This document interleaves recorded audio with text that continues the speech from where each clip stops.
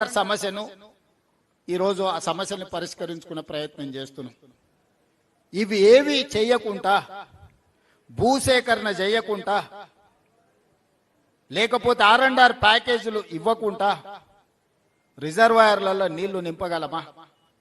అందుకే ఈరోజు ఆ సమస్యలన్నిటినీ సంపూర్ణమైన అవగాహన చేసుకొని రాబోయే 2 ఏళ్ల మాక్సిమం ఈ జిల్లాలో ఉండే పనులన్నిటిని పూర్తి చేయాలని ఈరోజు కంకణం కట్టుకొని మేమందరం క్షేత్రస్థాయిలో పర్యటన చేసి కార్యాచరణ తీసుకొని ముందుకు వెళ్తున్నాం.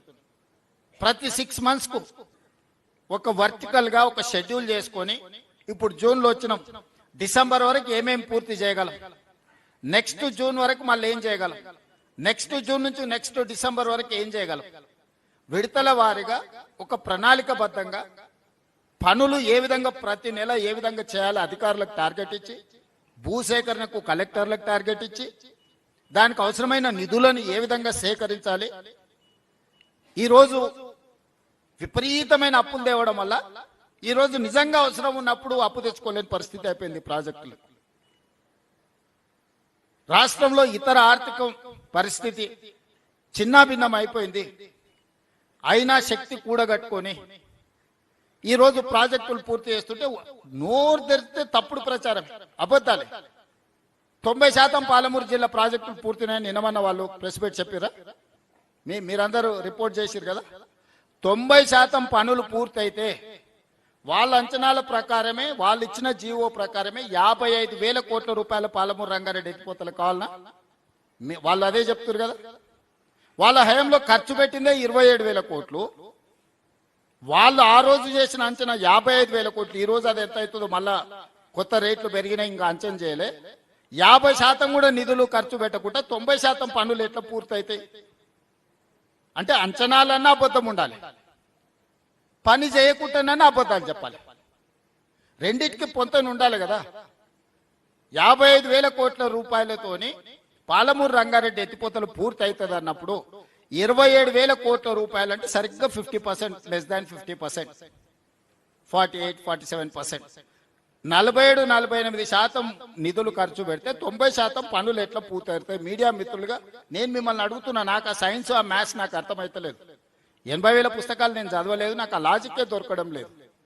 ఈ 27,000 పంపులకు లిఫ్టులకే మాక్సిమం పోయినాయి. పంపులు లిఫ్టులు మీరు ఇల్లు కట్టుకుంటే మొత్తం కరెంటు వైర్లు, మీటర్లు, సామాన్లు కొనుక్కుంటే, గోడలు కట్టకుంటే, స్లాబ్ వేయకుంటే కరెంటు వైర్లు కొనుక్కొని ఇంట్లో లైట్లు వెలుగుతాయా? ఎందుకు ఎలక్ట్రోమెకానికల్ ఎక్విప్మెంట్ కొన్నాడంటే 20%, 30%, 40% కమిషన్లు కొట్టడానికి అడగోలుగా రేట్లు పెంచి ఆ పైసలు ఇచ్చాడు. సివిల్ వర్కులకు ఇయ్యలే, భూసేకరణకి ఇయ్యలే. ఏ ప్రాజెక్ట్ కట్టాల, మీరు ఇల్లు కట్టుకోవాలనుకుంటే కూడా ఫస్ట్ ప్లాట్ కొనుక్కుంటారు, అవునా? ప్లాట్ కొనుక్కున్న తర్వాత దానికి డ్రాయింగ్స్ చేపిస్తారు, డ్రాయింగ్స్ తర్వాత సివిల్ వర్కులు చేస్తారు, సివిల్ వర్కుల తర్వాత ఎలక్ట్రికల్ వర్కులు చేస్తారు. ఈ రోజు ఆయన ఎట్లా పడితే అట్లా చేసి, ఏది పడితే అది మాట్లాడి ఉన్నదంతా ఊడ్చుకపోయి దోసుకపోయి ఈరోజు మమ్మల్ని ఏదో దోషులుగా నిలబెడుతున్నామని భ్రమలలో ఉన్నారు. ఎవరంత అమాయకులు లేరు. ఏ ఊరికి ఆ ఊరికి తెలిసి ఆ ఊరిలో పని ఏమైతే. ఇప్పుడు కొల్లాపూర్ పోయినాం, చిన్న పిల్లగాన్ని అడిగినా చెప్తుండే ఏం జరిగిందో. వనపర్తి ఏరియాకు పోయినాం, నాగర్ కర్నూలు ఏరియాకు వచ్చినాం, ఇప్పుడు దేవరకద్ర ప్రాంతానికి వచ్చినాం, రేపు జడ్చర్లకు పోతాం. లోకల్గా ఉన్న వాళ్ళకి అర్థమవుతుంది కదా, ఈయన ఏం చేసిండు, ఏం చేయలేదు, నిధులు ఇచ్చిండా ఇయ్యలేదా. అందుకే ఈరోజు పాలమూరు జిల్లాలో పెండింగ్ ఉన్న ప్రతి ప్రాజెక్టుని యుద్ధ ప్రాతిపదికన పూర్తి చేయడానికి అవసరమైన నిధులను ఏర్పాటు చేసుకోవడానికి, సేకరించడానికి ఒక పక్కా కార్యాచరణ కోసం క్షేత్రస్థాయిలో పర్యటన చేస్తున్నాము. ఎక్కడైనా అధికారులు ఏదైనా విషయాలలో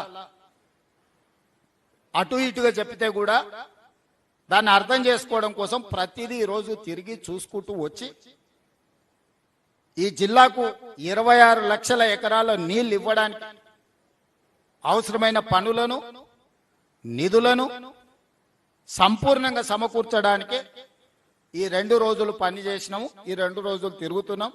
రాబోయే రోజుల్లో ఇంకా వేగంగా భూసేకరణ చేస్తాం, పనులను చేస్తాం, అవసరమైన నిధులను విడుదల చేస్తాం. మీడియా మిత్రులకు కూడా నా సూచన, భూసేకరణ విషయంలో మీరు దయచేసి సహకరించండి. భూసేకరణ జరగకుండా ఈ పనులు పూర్తి కావు. భూసేకరణకు సంబంధించి రూపాయి ఎక్కువైనా ఇచ్చి వాళ్ళ సమస్యలను పరిష్కరించే పని మీద ఉన్నాము. అందుకే నిన్న మొదటి ప్రాధాన్యత కింద భూసేకరణకే మొట్టమొదటి నిధులన్నీ విడుదల చేస్తున్నాం. ఇంకొక 4,000 ఎకరాల భూమి సేకరణ చేసేది ఉంది. ఈ 4,000 ఎకరాల భూసేకరణలో మీడియా మిత్రులుగా మీరు సహకరించండి. ఈ రోజు మనం ఈ పనులు చేసుకోకపోతే ఇంకెప్పటికీ చేసుకోలేము.